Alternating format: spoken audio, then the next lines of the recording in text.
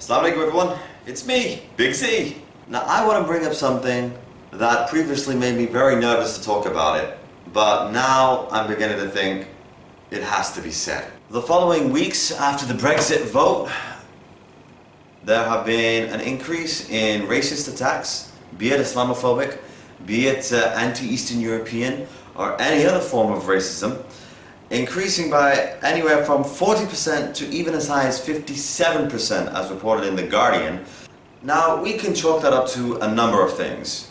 Some examples are Polish people getting threats through their letterboxes, halal butchers being firebombed, Muslim drivers, taxi drivers that is, getting assaulted on a regular basis. Now we can continue to argue the reasons behind racism. Lack of awareness, willful ignorance, nonchalance to the condition of your fellow human being.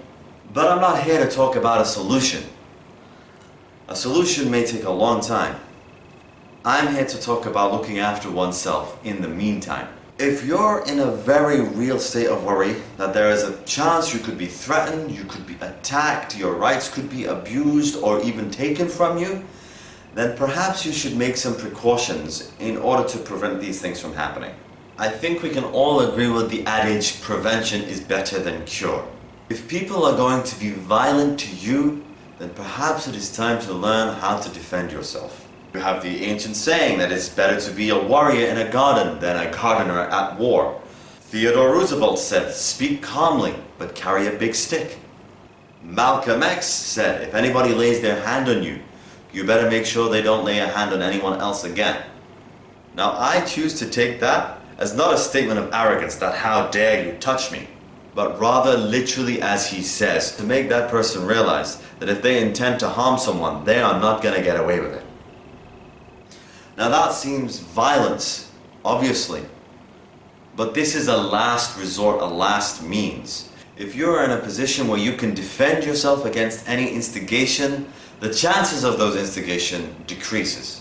If people realize that you are not going to take a bullying lying down and are going to stand up for yourselves, perhaps they won't even take the first step to bully you in the first place.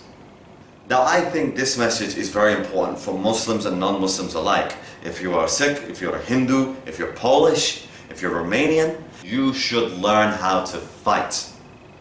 I know it's cheesy bringing up the Karate Kid, but there was one thing that always stuck with me out of that movie.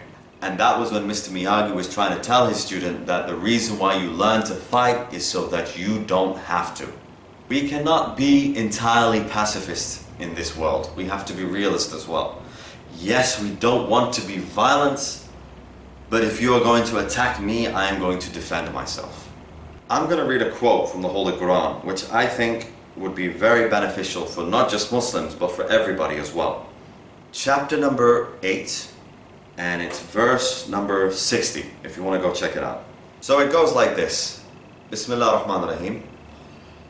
Against them, make ready your strength to the utmost of your power, including steeds of war, to strike terror into the hearts of the enemies of Allah and your enemies, and others besides, whom you may not know, but whom Allah does know. Whatever you spend in the cause of Allah shall be repaid unto you, and you shall not be treated unjustly. Now a lot of people are going to use that and going to try and say that, look, the Holy Quran is trying to tell the Muslims to be violent, they have to scare their enemies. But I bet you will not find any single general in history who doesn't agree with the adage, if you want peace, prepare for war. Now for the non-Muslims, what you can take away from that verse, I believe, is that this body of yours has been given to you not just to waste away. Go to the gym, learn how to fight, learn how to defend yourself, not just yourself. If you're a family person, maybe every single person in your family, I honestly believe, needs to learn a little bit about how to fight and how to defend themselves. Send your children to martial arts classes, make sure they know it when they grow up. And I'm not just talking about the cute martial arts class where they get a little certificate and they go on the wall. No, let them learn how to fight. And make sure you learn from a good teacher and you send your kids to a good teacher, because a good teacher doesn't just teach you how to punch, he will teach you when to punch. Now I must be clear, I'm not advocating anybody becoming gangsters or thugs or trying to beat up anybody who looks at you incorrectly. No. For Muslims, what this ayah also is highlighting is the fact that this body doesn't actually belong to you. It is on loan to you from Allah, and you have to give accounting for even that. Allah will ask you, I gave you a healthy body. How did you look after it? Did you stuff yourselves with fattening foods all day and lounge around? Or did you follow my commandments to keep yourself healthy and keep yourself fit, even fighting fit? Because at the end of the day, that's what matters most for Muslims. How are you going to answer to Allah on the Day of Judgment for all the things He gave to you? Many of those with a long history of martial arts will absolutely agree that there is something different between a man who knows how to fight and who doesn't.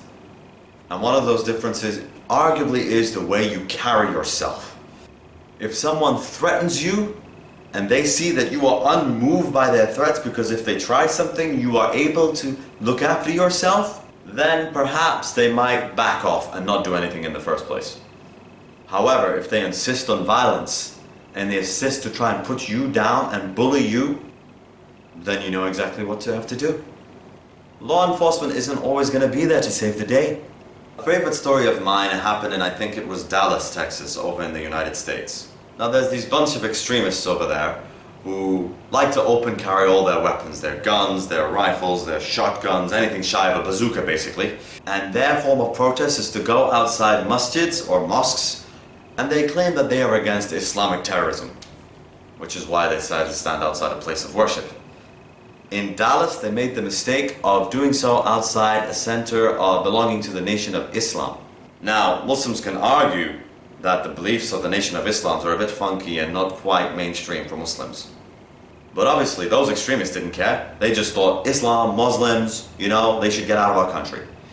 So what the people did from the Nation of Islam, they got their guns out as well and surrounded their own Islamic center.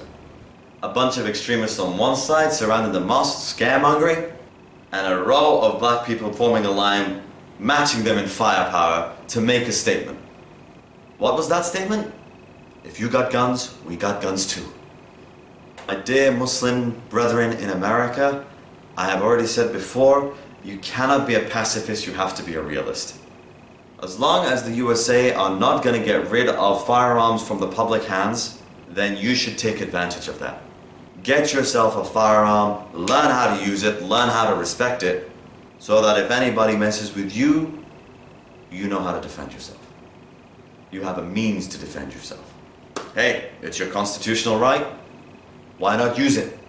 Again, I reiterate, I'm not asking you to go out and turn into thugs and gangsters, start shooting other people. Absolutely not. It's a violent world, whether we like it or not. So until we are living in a utopian paradise on earth, you best equip yourself for this world, with knowledge and with might. Let's see what the comments bring.